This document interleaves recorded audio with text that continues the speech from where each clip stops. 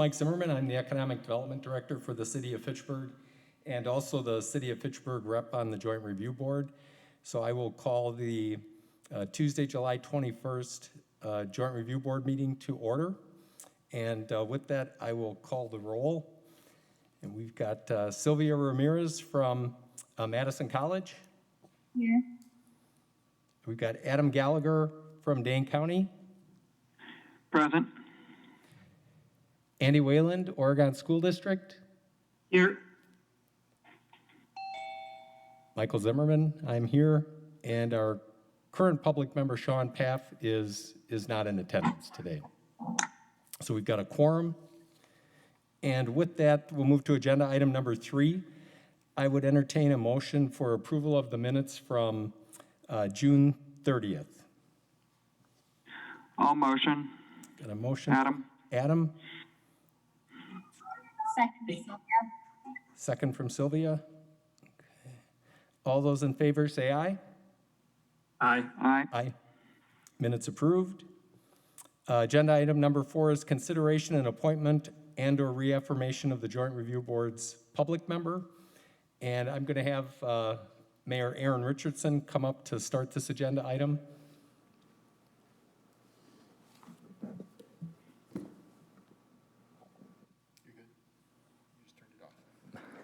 All right, thank you. For those of you I haven't met, I'm Aaron Richardson, Fitchburg Mayor, and I'd like to bring forward for your consideration Janelle Rice to be the citizen member for Fitchburg.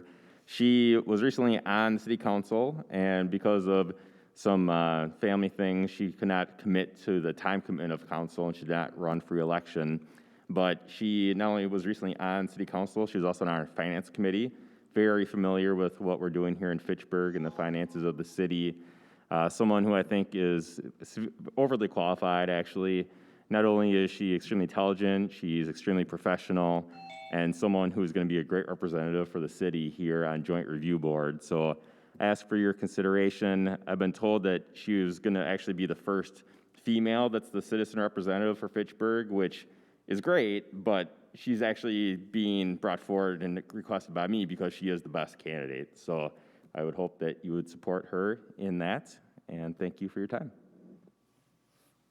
And before we move to an introduction from Janelle, I just wanted to update everybody that Dean Gurrell has joined us from the Verona Area School District and Savion Castro from the Madison Metropolitan School District. So we've got kind of full constitution among the Joint Review Board members and the school districts, the respective school districts. And with that, I'll have Janelle Rice introduce herself. Thank you. Thank you for the opportunity to introduce myself and be considered for this position. My name is Janelle Rice. I live at 2755 Jasmine Drive. Fitchburg has been my home for the last 20 years. Previously, as mentioned, I was the alder for District 4, and I didn't run, as you heard, because my partner is sick and I didn't have the bandwidth to run a campaign, hold that seat, take care of him, and do my full-time job. While on the council, I was part of finance, including vice chair. As part of finance committee, I demonstrated the ability to take complex financial matters and fairly quickly understand the key pieces and the moving parts. As an example, we have a development that is in the progress over on the old Bowman property. I quickly assessed the improvements that would need to be made there, including grade, removal of asbestos, and other actions that needed to correct that parcel. I was then able to ultimately understand the investments that we were asked to consider on behalf of the city and balance that with the value to the city and recouping those investments that we were considering. I voted in support of that project. During the day, I am a strategic client manager for a company that represents Autodesk. Autodesk makes AutoCAD and much, much more. Basically, if you go to build anything, a product to a city, you would likely use these tools. My clients represent construction, architecture, and civil engineering, firms like Findorf, Strang, Strand. My customers are mostly the organizations where you see cranes, including Epic and ProMega. The City of Madison's a client, as is the Denver Airport. My customers use these tools to really build anything imaginable, and so I have a functional understanding of civil engineering, construction, and planning through my experience with finance, as well as my day job. I have reviewed the recording from the session of June 30th, as well as the package from that session and the deliverables that were sent prior to this meeting in preparation for this meeting, including having an understanding of what is before us and the transitions going from District 4 to District 13. I see this as an opportunity to take my expertise and give back to the city. I've consistently had a background in public service, including being a veteran, president of our neighborhood association, and more. This position doesn't have the extensive requirements that the alder does, and so I feel like I have the capacity to support it and provide the expertise and the time that is required for this, and was honored when I was tapped. It felt right, and I think it's a good fit for me, manageable, and hopefully I bring value to the position. At this point, I would be glad to consider any questions that anyone would have. Any questions for Janelle? Seeing none, I would entertain a nomination motion to consider Janelle Rice as the public member. I'll motion to nominate her as a public member, Adam Gallagher. Seconded by Sylvia. We've got motion by Adam, second by Sylvia. All those in favor say aye.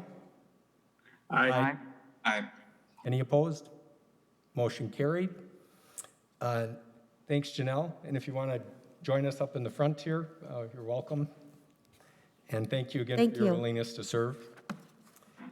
Next is the election and/or reaffirmation of chairperson, and I would entertain a motion and nomination for chair.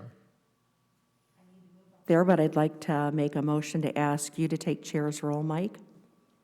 Seconded by Sylvia. Okay. Got a motion by Janelle and second by Sylvia. Any other nominations for chair? Seeing none, the nominations are closed. All those in favor of Mike Zimmerman serving as the chair, please say aye. Aye. Aye. Any opposed? Motion carried. Thanks, everybody. Now into the action items on the agenda for today's Joint Review Board meeting. As number 6, review the public record planning documents, Plan Commission resolution adopting amendment to the project plan for TID number 13, and resolution passed by the Common Council approving the amendment and also the TID 13 project plan. So with that, I will turn it over to Greg Johnson from Ellers, our financial advisors. Thank you, Mike. There's a copy of the project plan and all the resolutions that have been approved by the Plan Commission and the Common Council supporting this amendment as part of the documents provided for this meeting. I'm just going to provide a quick recap of the TID 13 amendment and the project plan. The purpose of this amendment is twofold. First, it's to increase the eligible project costs that are identified in the project plan. It adds an additional $11.5 million of project costs for environmental analysis and remediation, some geotechnical work and subsurface conditions, some infrastructure improvements, and also increases the allowance for development incentives within the TIF district, particularly for structured parking and other infrastructure improvements. The second purpose of this amendment is to add some additional territory to the existing boundary of TID 13 to take advantage of some potential development opportunities on that territory that presently is just outside the current boundary of TID 13. So I'm going to direct your attention to just a few pages within the project plan just to kind of summarize these key findings. So first, on page 7 of the plan is a map which shows the present boundary of the district and the territory that's proposed to be added to the district. So you'll see that the original parcels that were identified within the district in the current boundary are parcels 1 through 13, parcels 14 through 30 are what are proposed to be added through this amendment. The majority of the parcels that are proposed to be added are presently within TID District number 4. These are now going to be incorporated into TID District number 13, which means that any new development within that area on those parcels in TID 4, that increment value through this amendment would now go into TID 13. So it's not expected to reduce the capacity of TID 4 to handle its current obligations, just due to the overall increment value within that district. But what it does is it buys some additional time for the city to pursue development opportunities on those parcels. So the map on page 8 kind of shows the full boundary of TID 4 and then shows the proposed boundary of TID 13 of how that's in relation to some of the existing parcels being overlaid that are presently in TID 4. In terms of just the project list, what was included in the project plan on page 25 is just a restatement of all the original project plan costs that were identified in the project plan, specific infrastructure improvements, as well as allowances for development incentives that were put in place within the original district to facilitate some expansions of existing businesses. And then on page 26 is a listing of a further breakdown of those additional project costs that are being included. So you'll see there's about $750,000 for environmental analysis and remediation, $500,000 for soil groundwork remediation and dewatering, and then there's the development incentive allowance of additional $10 million. And then there are some projects that fall within the half-mile radius that are partially TID eligible. It's $500,000 for some East Parkway, Shell Road intersection improvements. So the total original plan and amendment, the eligible project expenditures, are a little over $35.3 million. In terms of the development assumptions that were kind of updated for the overall performance of the district, that can be summarized on page 28.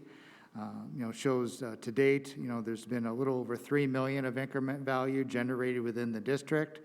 We worked with staff to kind of forecast out additional increment value on lots within the original territory of the district and the proposed amendment.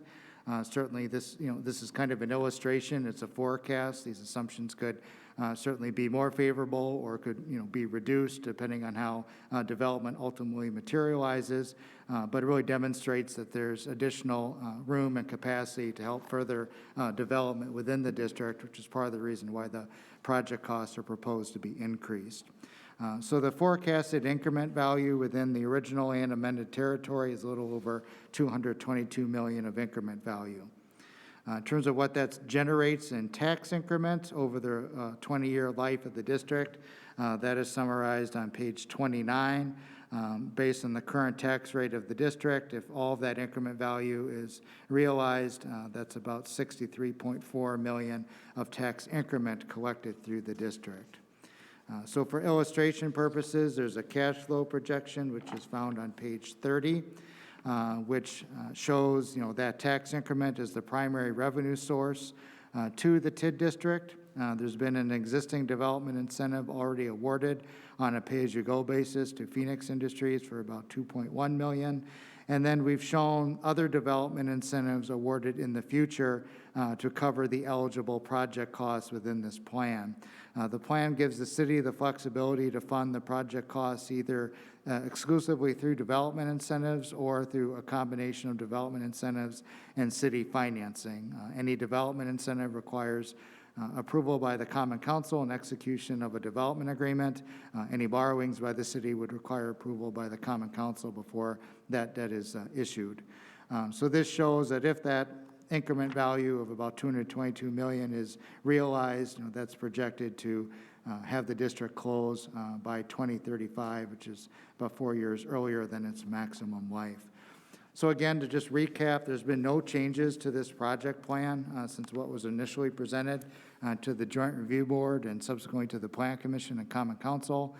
It's a project plan amendment to increase the eligible cost, and then the territory amendment to add parcels adjacent to the existing boundary to capture future development opportunities within that territory.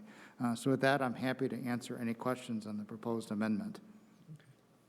Thanks for that overview, Craig. Any questions from the JRB members?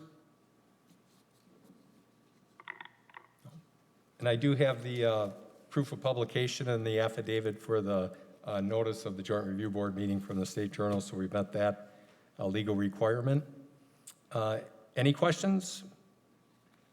Seeing none, we'll move to agenda item number 7, which is consideration and possible action on resolution approving tax increment district number 13's amendment in the Oregon School District. I have 2 registration forms. One is from City Administrator Pat Marsh, registering in support of the above matter. And then I've got another registration form from Aaron Richardson, registered in support of the above matter. We've got 2 in support.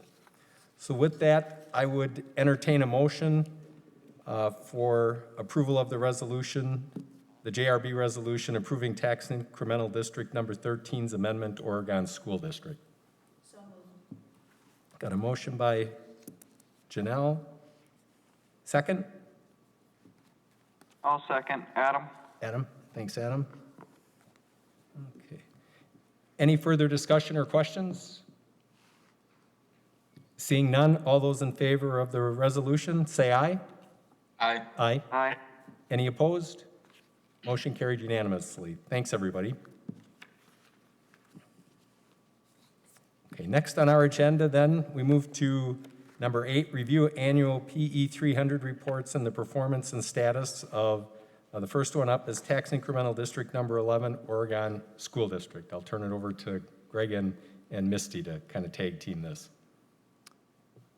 Sure. So I think you have a copy of the PE 300, which is the state-required form that has to be filed for all TIF districts annually. This is one of the TIF districts located in the Oregon School District. What has been provided through the PE 300 is just a summary of the financial statements through fiscal year 2019, some projections of future revenues and costs. This district has, yet to see some, more meaningful activity within the district. There's still opportunity for future increment value within this particular district, but so far a lot of the project costs, have not been implemented yet. That still is something that the city is actively pursuing as new development opportunities materialize. So as far as the general level of activity within this district, it's been fairly minimal in terms of just kind of routine costs that the city incurs annually for TIF districts have been the primary expenditures within the district thus far. So Misty, is there anything else that you want to add on that district? Nope, that's exactly what I'd have to say. So just administrative costs only at this point. Okay, any questions from members on tax increment district number 11? Seeing none, we'll move to tax increment district number 13, Oregon School District. So a copy of the PE 300 form was provided for this TIF district as well, since we just went through the amendment and the updated cash flow forecast for that district. There was no other supplementary information provided, since that was just addressed through the project plan update. As we just said, there's anticipated development to occur within the new territory added within the district, and some additional project costs that were added for development incentives and infrastructure. So happy to answer any questions on this particular district. Any questions from members on TID 13? Seeing none, we will move to agenda item number 9. That would be approve resolutions acknowledging filing of annual reports in compliance with the annual meeting requirement. So I would entertain a motion for approval of JRB resolution annual reports for TID 11 and 13. So moved. This is Andy. Thanks, Andy. And a second? Yeah. So, yeah. Any discussion? All those in favor of the resolution say aye. Aye. Aye. Aye. Any opposed? Motion carried. Thanks, Andy.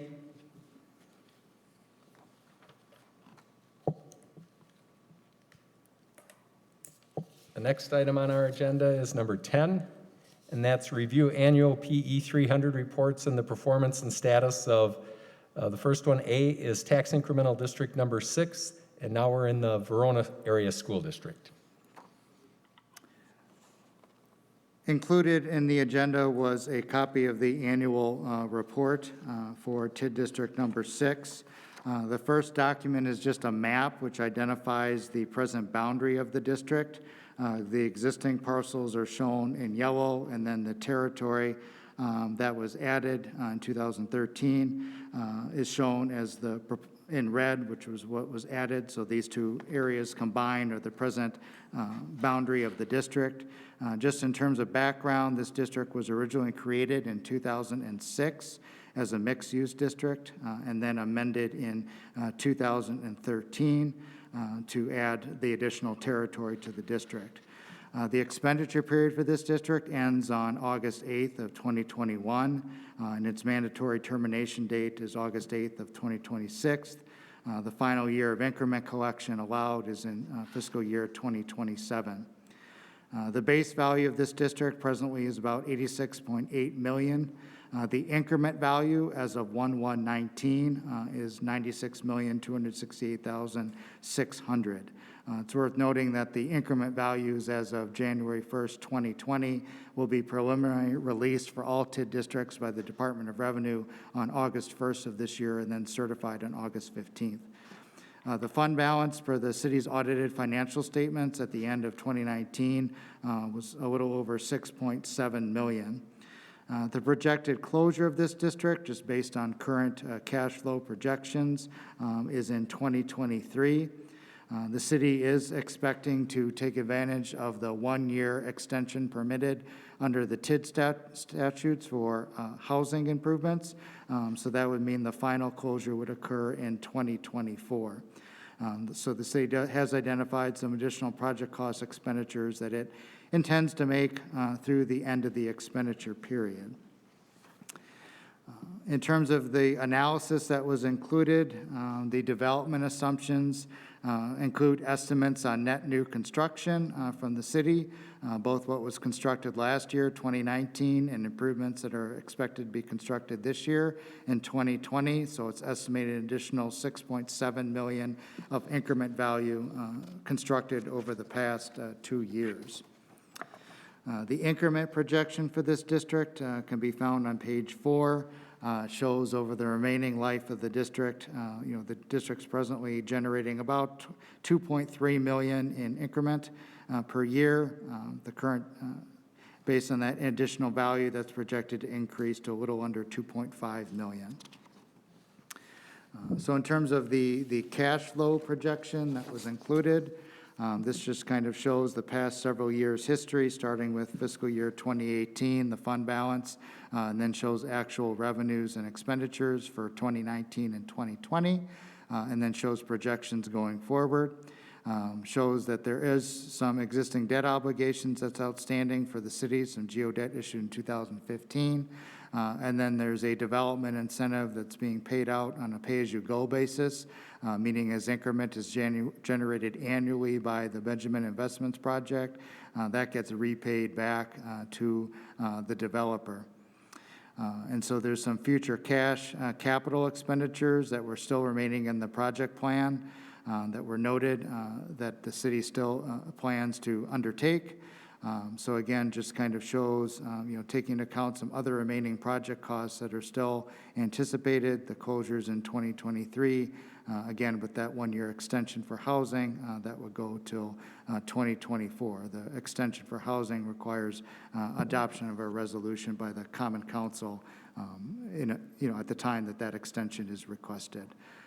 So Misty, I want to give you the opportunity if there's anything else you wish to add on TID District Number 6. Not on TID number 6. Thank you, Greg. I would just chime in and add that just for the public that may be watching, this covers the Orchard Point area where we transformed former quarry into a retail commercial development, and then we also extended it and added the Thermo Fisher campus. And with this, we were able to do a couple of infrastructure project improvements, including the Spoke and Sprocket extension, the McKee Road upgrade that's currently underway, and the Fitchburg roundabout. So this has been a very successful TID for us and helped us to not only generate more business and commercial development, but also pay for some needed infrastructure items in the city of Fitchburg. Any questions from members on TID number 6? Seeing none, we'll move to, Mike, Okay. this is Dean. Just if we could go back, what's the anticipated fund balance at closure? Or did we review that? The fund balance at closure, if you look at the cash flow projection on page 5, the cumulative fund balance in 2023 is estimated to be about $11.9 million. The city would still have principal outstanding that it needs to pay off related to debt and other obligations. So that's going to, push that down to kind of, around the $9 million range at this point in time. And then there would be that extension for closeout to the next year for that housing consideration, correct? That's correct. That wouldn't impact the fund balance because really the housing extension, you can only use an additional year's worth of increment collection to fund eligible project costs under the housing extension. So using 2024 as an example, the estimated increment in that year is $2,477,000. That's the amount that the city would have available for the housing extension. Any fund balance that was available prior to that point, once remaining project costs are satisfied by the city, the remaining fund balance gets proportionally distributed to all the taxing jurisdictions, including the city. Great, thank you. any additional questions on TID number 6? Seeing none, we'll move on to tax incremental district number 9, Verona Area School District.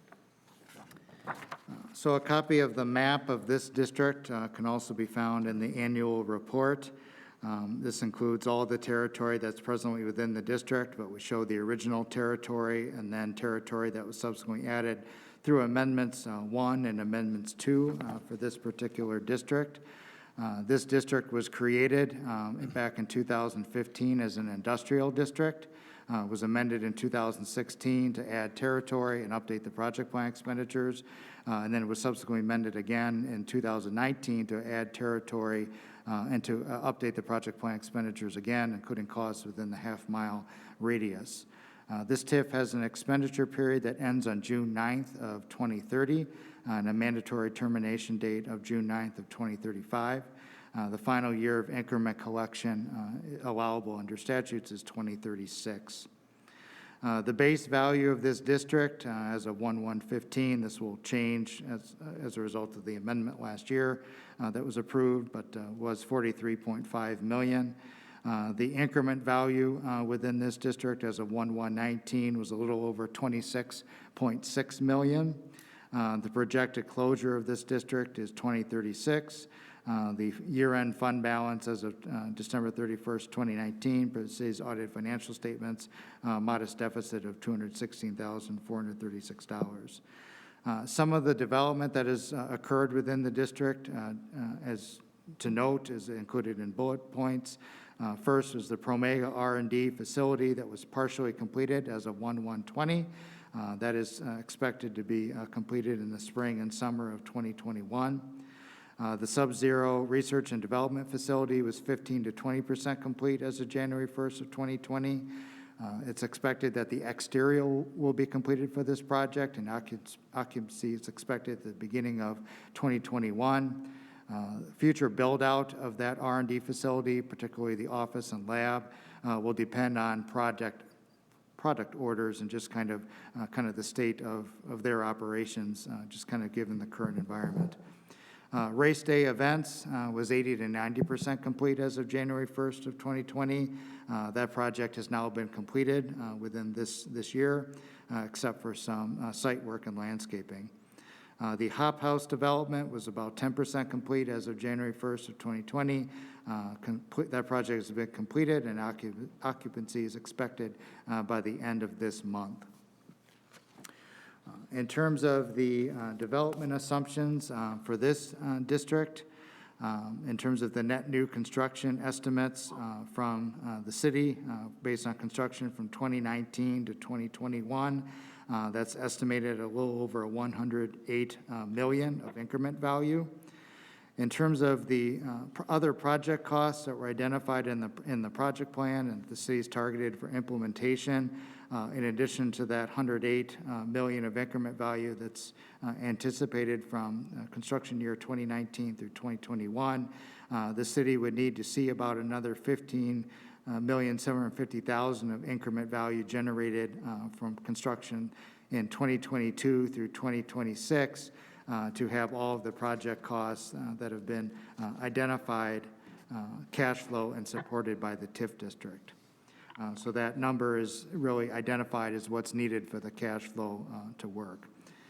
In terms of the tax increment that's projected within this district over the remaining life of the district, with that projected new increment value, over the remaining life of the district, the full increment collected is estimated to be about $55.9 million of tax increment revenue collected within the district. In terms of the project costs, both those that have already been executed through development agreements, as well as the city identifying some capital improvements that are presently within its capital improvement plan that it intends to fund over the next few years. Those are summarized on page 6. There's development incentives that were awarded for Sub-Zero of about $5.5 million and Promega for about $13.8 million. Those are paid out annually from increment that's generated by the project, subject to conditions being met that were specified in the development agreements. And there was a similar incentive awarded for Supreme Structures in the amount of $320,000. The future financing shown are illustrative based off of timing. That can certainly change based on needs within the district, but shows that the city intends to finance some infrastructure improvements within this district as part of its annual capital improvement financing. And then there's some other, cash projects that are anticipated to be funded with cash or advances that the city will use the tax increment district to repay. So it shows, planned project costs of about $35.5 million at this time. In terms of the cash flow projection, we've forecasted all of these future projects and the revenues. So the main revenues to the district are, of course, the tax increments.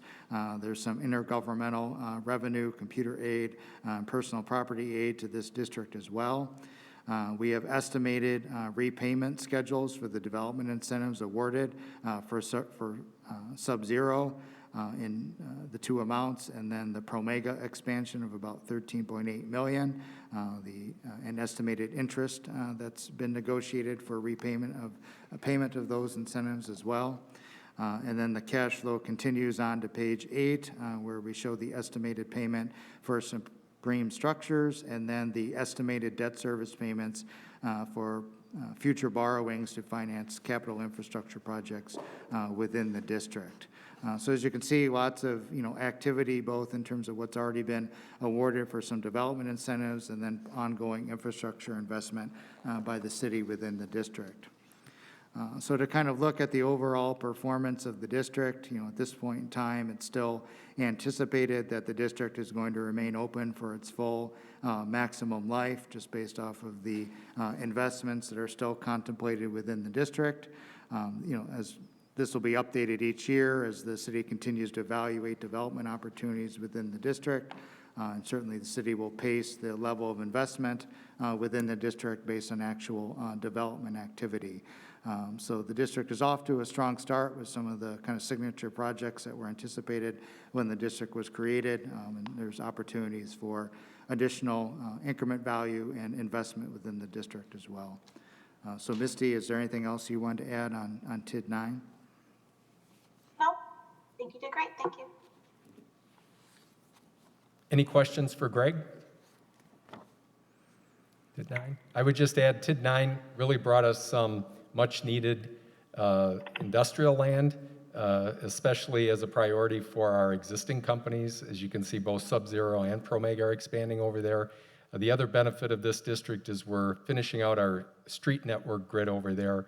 If you've driven in that area lately, the Commerce Park extension is underway, and then next year in 2021, we'll also be looking at an upgrade to Lacey Road from Fitchburg Road to Seminole Highway. And then we're also looking at some stormwater management practices over there once we get a report back in September of this year. So those are some of the other infrastructure items that we can anticipate in this one. Any other questions on TID 9? Seeing none, we'll move to item number 11, and that's approve resolution acknowledging filing of annual reports in compliance with annual meeting requirements. And that would be JRB resolution annual report TID 6 and 9. I would entertain a motion to approve that resolution.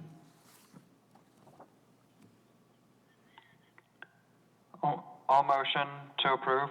Okay, we got a motion from Adam to approve the resolution for annual reports TID 6 and 9. A second? I'll second. Janelle, second. Any discussion? Further questions? Seeing none, all those in favor of approving the JRB resolution annual reports TID 6 and 9, say aye. Aye. Aye. Any opposed? Motion carried. Thanks, everybody. Now we move on to item number 12, and that's review annual PE 300 reports and the performance and status of, the first one is tax incremental district number 4, and now we are in the Madison Metro School District. Greg? Thank you. First, to just kind of again orient the boundaries of this particular district. The map that's shown, the parcels that are all enumerated on this map are the territory that's now within TID District 13 based on the amendment that was just approved. The balance of all of the territory here is what is remaining for TID District number 4. This district was created in 2003 as an industrial district. It helped facilitate the development of the Fitchburg Technology Campus and the Uptown area.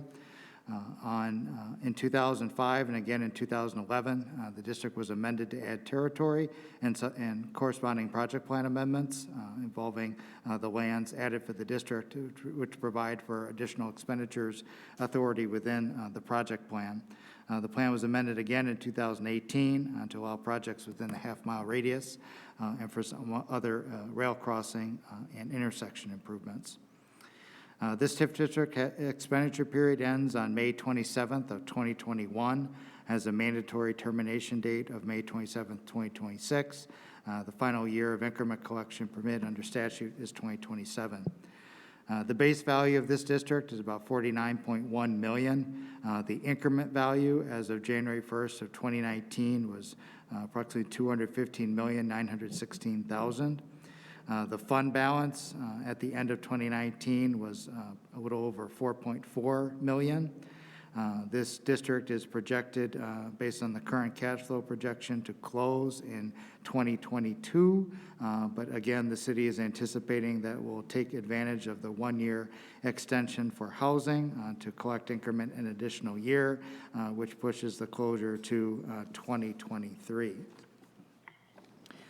In terms of the anticipated activity within that district, based on what was constructed in 2019 and what's anticipated in 2020, there's about $10.2 million of increment value that's anticipated to have been constructed within the district last year and then anticipated this year as well. In terms of the tax increment that's generated by this district, that is shown on page 5. The increment collected in 2020 was a little over $4.8 million. If that additional increment value is realized, it's estimated that that increment will now exceed a little over $5 million by year 2022. In terms of the cash flow projection for the remaining expenditures within this district, the main revenues to the district are, of course, the tax increment, computer aids, and other state aids through personal property. There's some debt service still outstanding that's attributable to District Number 4 that was issued in 2011 by the city. A large portion of the debt that was issued in 2012 was paid off with cash last year by the city, and then there's some promissory notes from 2015 outstanding that are still attributable to this district as well. There's been some pay-as-you-go or development incentives awarded to both Promega and Cameca which are shown as being repaid based on the increment that's generated annually by those particular developments. And then the city does anticipate incurring some additional capital expenditures or setting aside those funds before the end of the expenditure period to undertake remaining permitted project plan costs identified in the project plan. So that includes about $800,000 for some road improvements and some additional turn lane improvements on Fish Hatchery Road, as well as some stormwater pond dredging as well. So again, based off of, completing those remaining expenditures, the district could satisfy its remaining costs by 2022 with the housing extension that would collect increment an additional year in 2023. So it's kind of an overview of TID 4. Misty, is there anything you'd like to add from the financial perspective? Oh, thank you. I would just add that this TID has done a lot of heavy lifting for us and was a catalyst for the larger vision for the Fitchburg Technology Neighborhood, which consists of Fitchburg Center. It allowed us to develop the Fitchburg Tech Campus, Tech Lands, and then it enabled us to open up the land for Uptown with the Highway 14 interchange over there. That was during the last Great Recession. That was kind of our local economic stimulus, and the TID helped us be able to put that critical infrastructure item in and open up that area. So this has just been a real benefit to the city to develop our science and technology base through these multiple high technology neighborhoods that we've developed. Any questions on TID number 4 from members? Seeing none, we'll move on to tax incremental district number 10, Madison Metro School District. So the map that is included for TID District 10 shows the existing boundary of the district and then the territory that was amended and added to the district after its creation. This district was created in 2015 as a rehabilitation district and was amended in 2018 to add that additional territory and update the project plan expenditures. This TID has an expenditure period that ends November 24th of 2038, mandatory termination date of November 24th of 2043. The final year of increment collection is 2044. The base value of this district was a little over $42.8 million when it was created. The increment value as of 1/1/19 was about $1.4 million. The fund balance within this district was about $3 million at the end of 2019, largely due to a borrowing that the city had executed in 2019 to fund some capital investment within this district. Based on the current cash flow projection, this district is projected to close in 2040. Some developments of note or projects of note within this particular district. The UW Credit Union has been completed. They're anticipating some tenant build-out in 2021. The remodel of the Country Pines Apartments occurred in 2020. There's a new apartment building with retail proposed at the former juice plant site that's presently under construction. And then the senior Highline Apartments was 65% complete as of 1/1/2020, but occupancy began in the spring of this year. In terms of some of the increment value that's anticipated from this particular district, to date, there's again been about $1.4 million of actual increment value that was constructed and certified by the DOR in 2018. The estimated net new construction within the district constructed in 2019 from the city's estimates is just under $15 million, and another $27.1 million is estimated for 2020. So in the last 2 years alone, it's estimated at $42 million of additional increment value.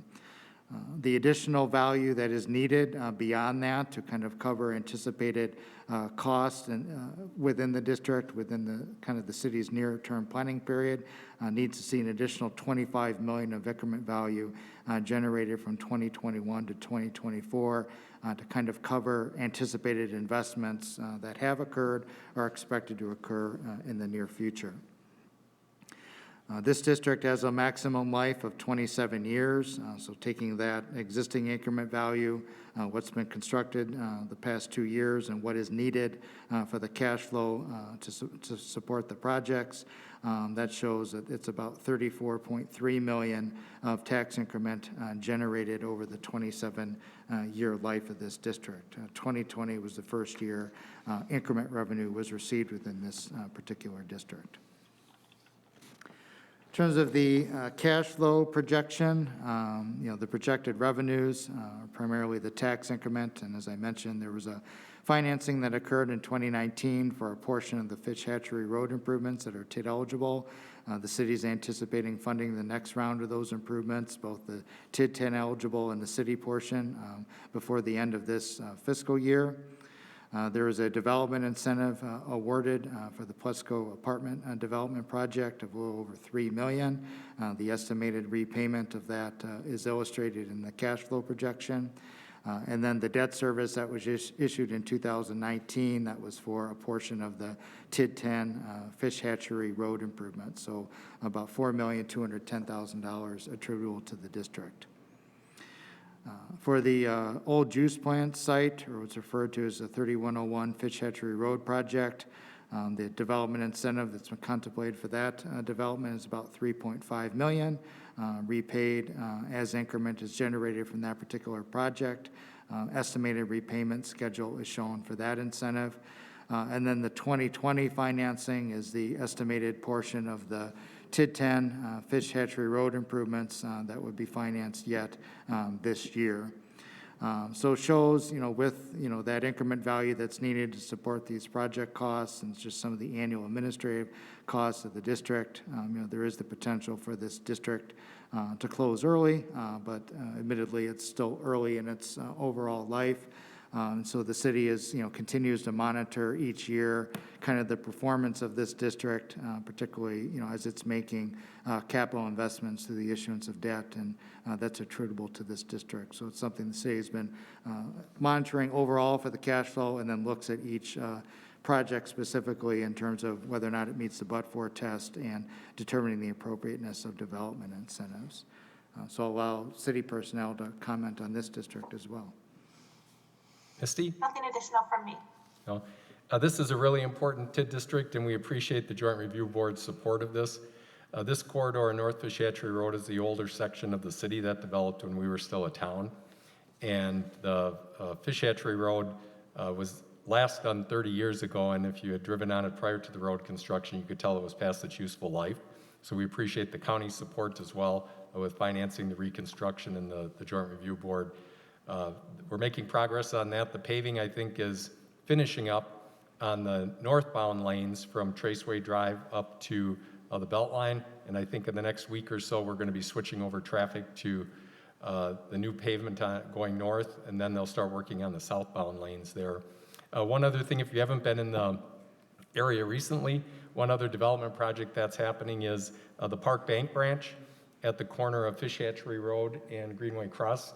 For those that have been around a long time, the former Bridgman's Ice Cream building, that has been demolished, and the new bank branch project will be starting later this year and will be under construction. So we're really excited to see that going forward. And as you can see with the projects, the juice plant, the Highline Senior Apartments, UW Credit Union, and the Park Bank, we're really transforming that corridor from the town of Fitchburg from years ago to the city of Fitchburg of today. So we're really excited about the potential for additional redevelopment and reinvestment in this corridor.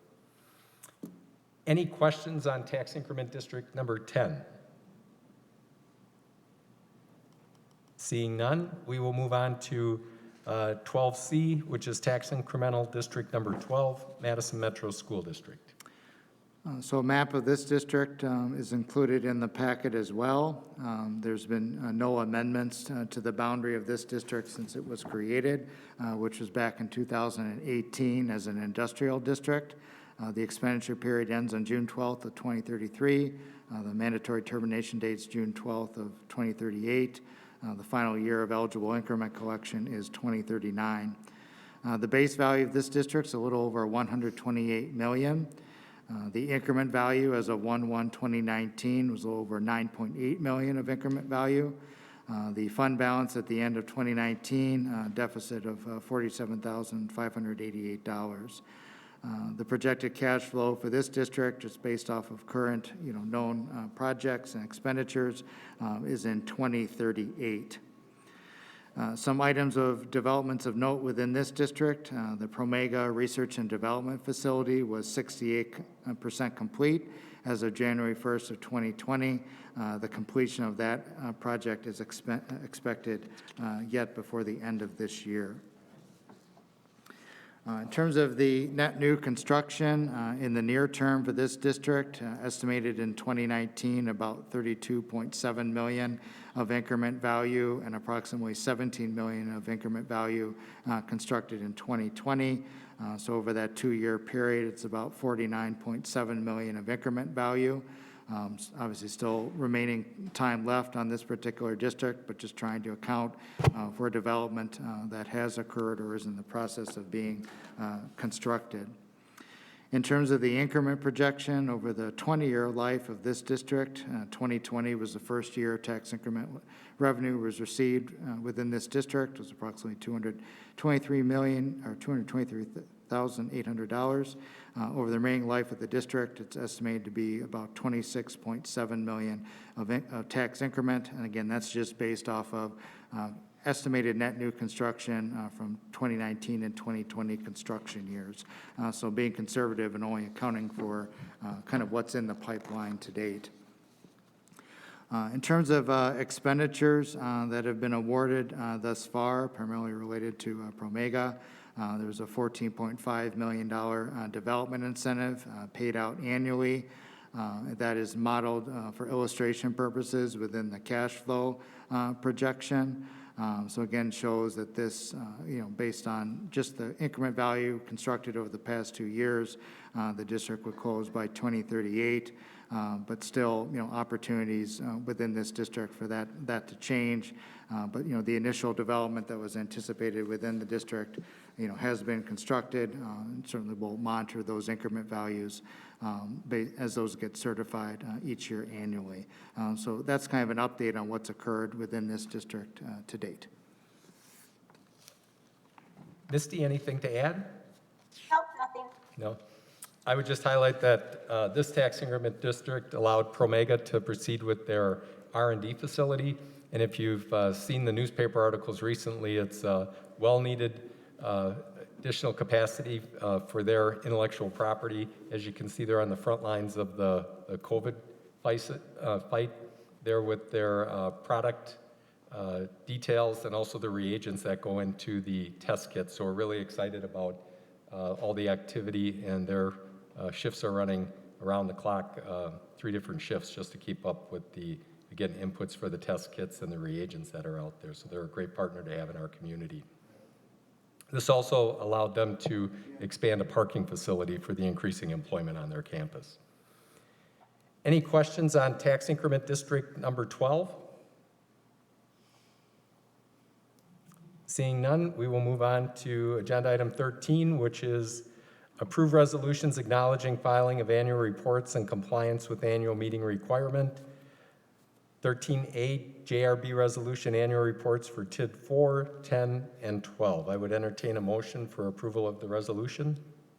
So moved by Sylvia. Motion by Sonia. Sylvia? Seconded by Janelle. Second by Janelle. Any further discussion? All those in favor say aye. Aye. Aye. Aye. Any opposed? Motion carried. And with that, that concludes our action items for the agenda. I just want to say thank you to everybody. Thanks to Greg, thanks to Misty for all the work putting the annual reports together. Thanks to all the Joint Review Board partners for their support of our economic development efforts here in the city of Fitchburg. And with that, I would entertain a motion to adjourn. So moved. A motion by Janelle. Second? Seconded by Sylvia. By Sylvia. Thank you. All those in favor of adjournment say aye. Aye. Aye. Meeting adjourned. Thanks again, everybody.